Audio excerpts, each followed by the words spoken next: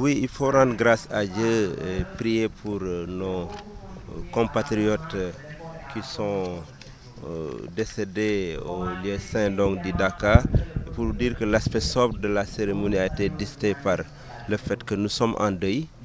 Une cérémonie aujourd'hui qui a une double signification.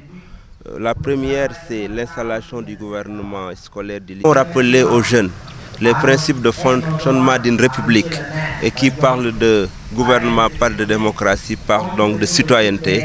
Et je pense que c'est des valeurs éducatives qu'à travers cette institution qu'est le lycée de Ngoundiane, nous voulons inculquer les jeunes pour qu'ils en tout cas se rappellent des devoirs citoyens.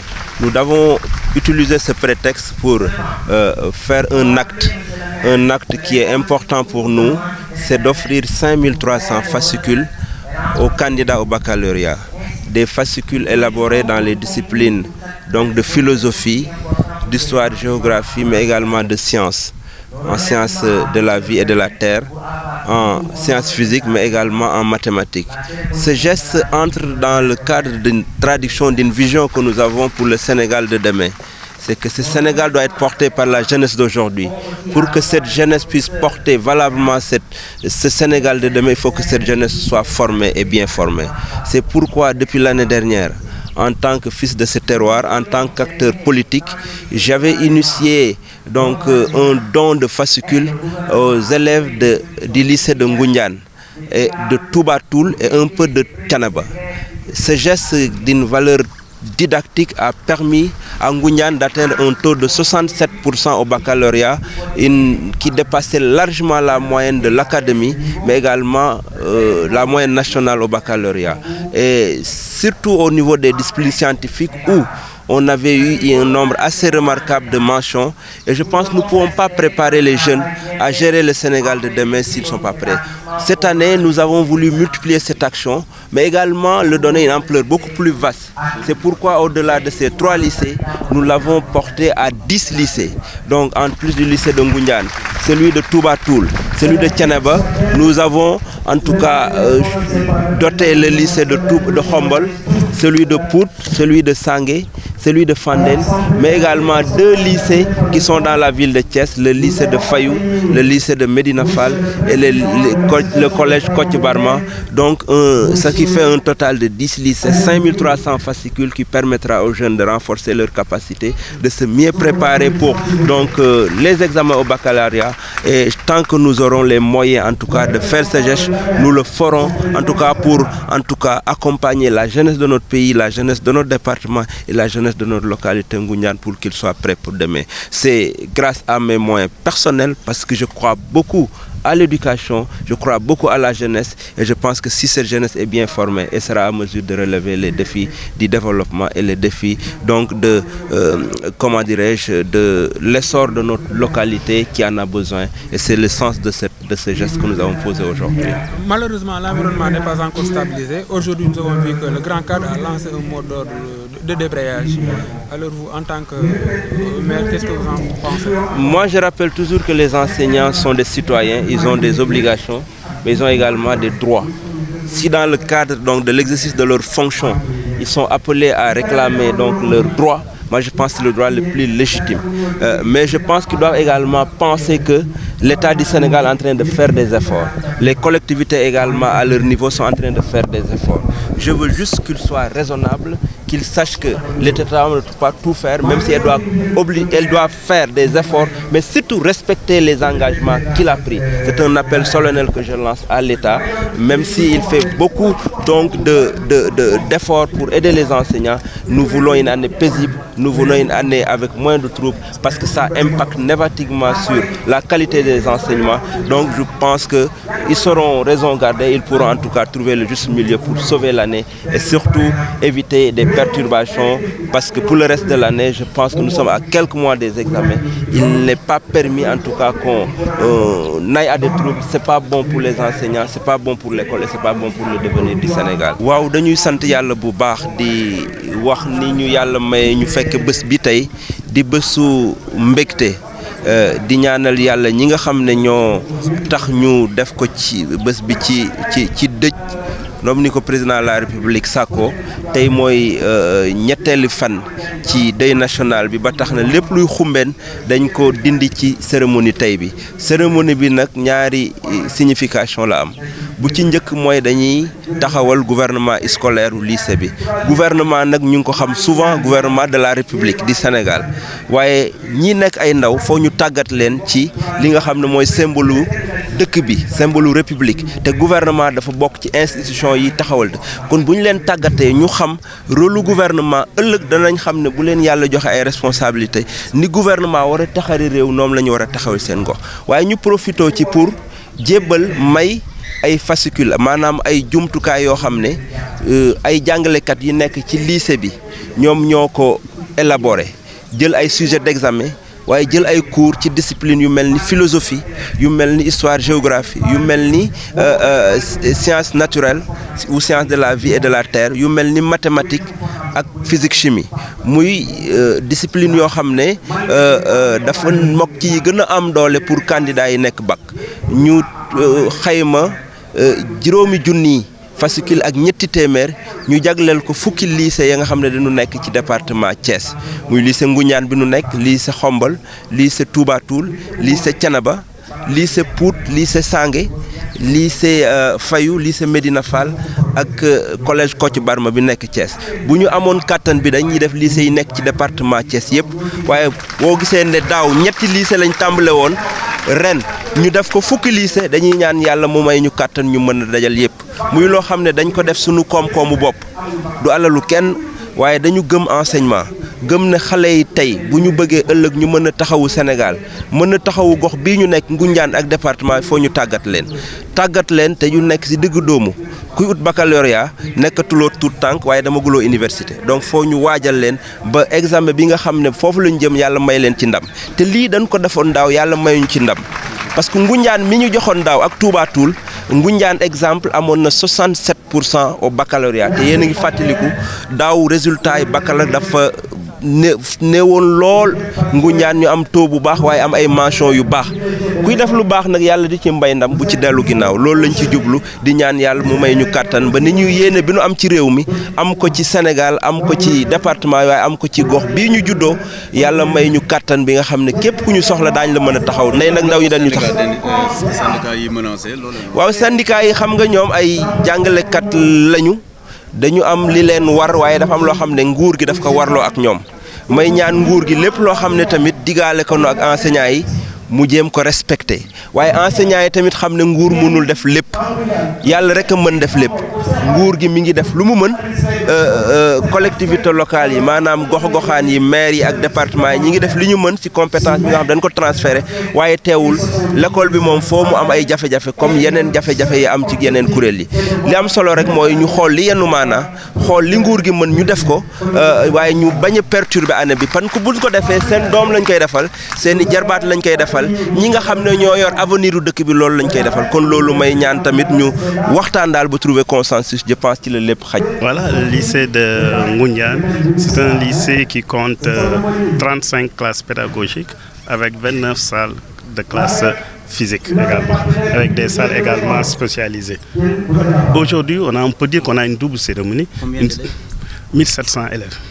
1700 élèves. Donc aujourd'hui, on a une double cérémonie, une cérémonie de levée des couleurs et une cérémonie donc de distribution donc de fascicules par le maire Michel Mbaye Dione. Il a un peu parlé des résultats de l'année dernière. Est-ce qu'on peut les lier à peut-être CGS? Oui, c'est ça. L'an dernier, il nous a offert beaucoup de fascicules quand même. C'est pourquoi je l'ai dit dans mon discours que son apport a été très considérable quand même pour ces résultats de 67% qu'on avait au bac. Tout ce qu'on peut, c'est de remercier vraiment le maire M. Mbaye Dione. C'est pourquoi il a remis ça également cette année pour qu'on ait ces mêmes résultats, ou bien même pour qu'on dépasse même ces résultats-là. Mais vous avez également une équipe pédagogique, certainement, qui oui. et des élèves également. Oui, moi je dis que là, l'équipe pédagogique que j'ai ici, c'est une équipe très jeune.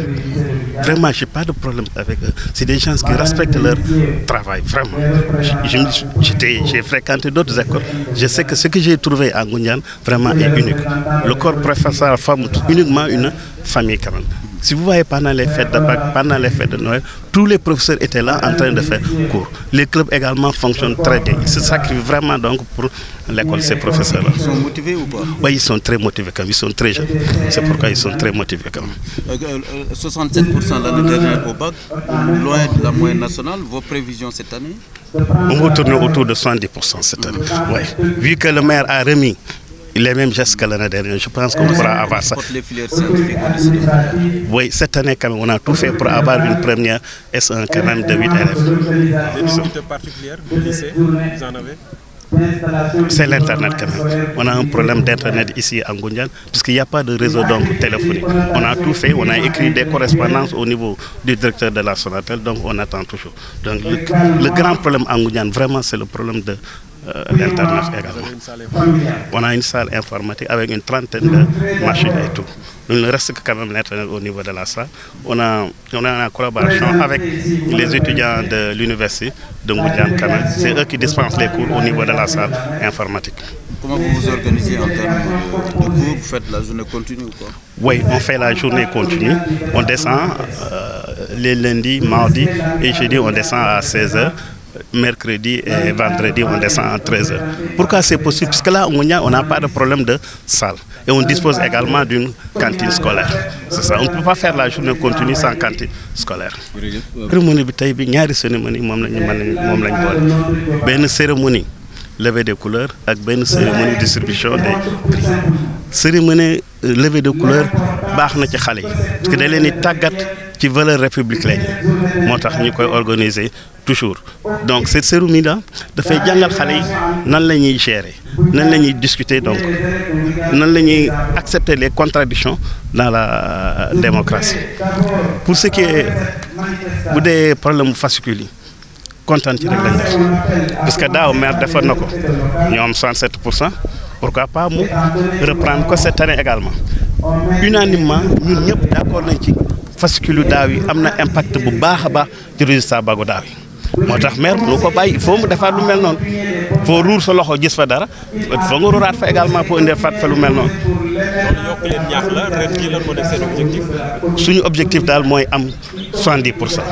on l'a dit man ak samay professeur waxtaan daañu def tout pour bañ a décevoir monsieur le maire parce que boo amee njiit goo xam ne nag vraiment lépp loo bëgg muy la koy defal maire yamul ci fascicule yi rek.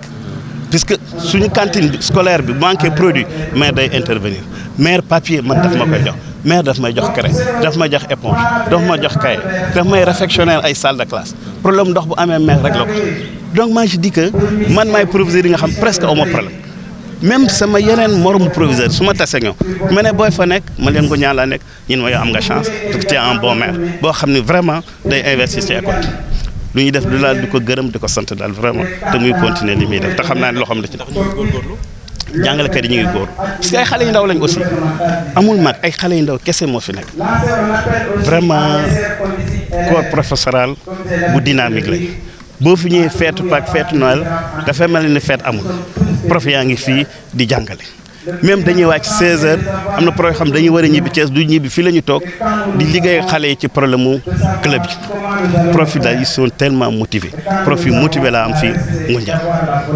yu bëri jàppandi na mais jafe-jafe am na internet daal mooy suñu problème vraiment parce que lu ko gën a indi mooy Ngoundiane amul ligne téléphonique dem nañ Sonatel waxtaan na ak ñoom ñu ni problème mu Ngoundiane ci cuvette la nekk bu fekkoon am na ligne téléphonique mën na leen indil internet mais amu leen ligne téléphonique.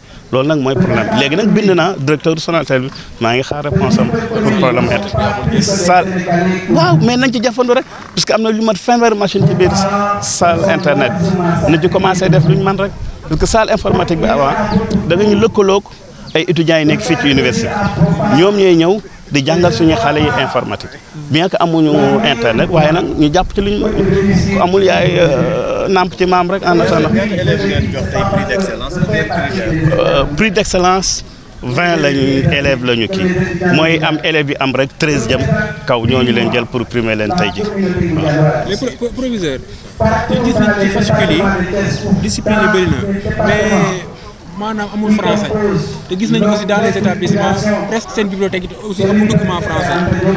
bu ma ne leen nii bu amul français mais ren jii rek lu mat 800000 jël naa ko jënd ko ay œuvre au programme pour xale yi di ko lire parce que buñ defee composition yi ma xool xale yi bëri am nañ moyen mais amuñu moyen français ma ne nag am na problème fenn moo tax œuvre yi nga xam ne xale yi dañ ko war a jàng lu mat 800 000 jël nañ ko jënd ko ay œuvre au programme prof français yi laa laaj ma jënd mu ñëw mu ne ma proviseur bu mu nga dolli ma dolliwaat yeneen ba nañ bibliothèque livre yëpp a ngi foofu ay romans yi pour xale yi di parce que français moom il faut livre œuvre yi xale bi étudier classe il faut mu lire ko avant moo tax nag man sama priorité foofu laa ko def ci œuvre au programme pour xale yi di ko lire avant seen professeurs yi di ko étudier en classe. Bon, je m'appelle Maguette Diop, je suis un élève en classe TL prime.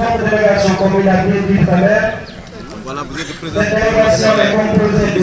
du Effectivement. Quelle est la mission?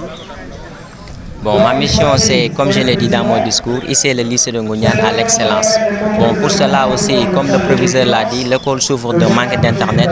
Et avec ces, comment dire, alors que nous avons une salle informatique, c'est pour ces raisons que nous voudrons que le maire de Ngoundiane nous dote d'une connexion Internet ici dans la salle informatique, vu que nous avons plus d'une trentaine de machines. Alors, avec cette dotation en informatique-là, l'école pourra, les élèves pourront améliorer leur recherche, que ce soit en français, en mathématiques, comme soit dans toutes les matières en quelque sorte. C'est pour cette raison que, bon, nous demandons à monsieur le maire encore, nous demandons de nous doter en informatique aussi. Notre programme, c'est pas quelque chose que j'ai parlé lors de mon discours, mais j'avais initié un programme du nom de EIMS, c'est-à-dire études et informatique dans les moyennes de secondaire. Études et informatique. Bon, là, je veux améliorer les conditions d'études, c'est-à-dire faire de telle sorte que les élèves n'auront plus aucun problème, c'est-à-dire que ça soit en classe ou bien dans la cour ou bien à la maison. Bon, c'est pour ces raisons que j'ai dit études et informatique, faire de telle sorte que intégrer, c'est-à-dire les outils informatiques, puisque nous sommes au 21e siècle et qui dit 21e siècle de nouvelles technologies. C'est pour ces raisons que nous voulons intégrer l'informatique dans les études, comme ça on aura un lycée d'excellence et que le lycée de Ngoundiane aille de l'avant, Inch'Allah. C'est ça qui est mon programme. Li ñu war a def pour Ngoundiane bokk ci lycée yi gën a xarañ ci Sénégal lenn dong la parce que boo xoolee léegi boo demee boo xamee boo xoolee li nga xam ne mooy li tubaab naan internet boo xoolee lépp a ngi ci biir moo taxoon nag léegi puisque ñun am nañ salle informatique am nañ ordinateur am nañ lépp dañoo bëggoon ki nga xam ne ni moo di maire Ngoundiane bi mu jàpp nañu defal nañu si nga xam ne moo di connexion internet su ko defee élèves yi da nga xam ne dinañ mën a def ay recherche si li nga xam ne ni moo jëm si seen wàllu jàng loolu daal mooy li nga xamante ne ni ñun bëgg nañ ko te aussi bokk nañ si nga xam ne mooy si suñ programme pour Ngoundiane am lycée ba nga xamante ne lycée bu mucc ay la doon fii ci Sénégal.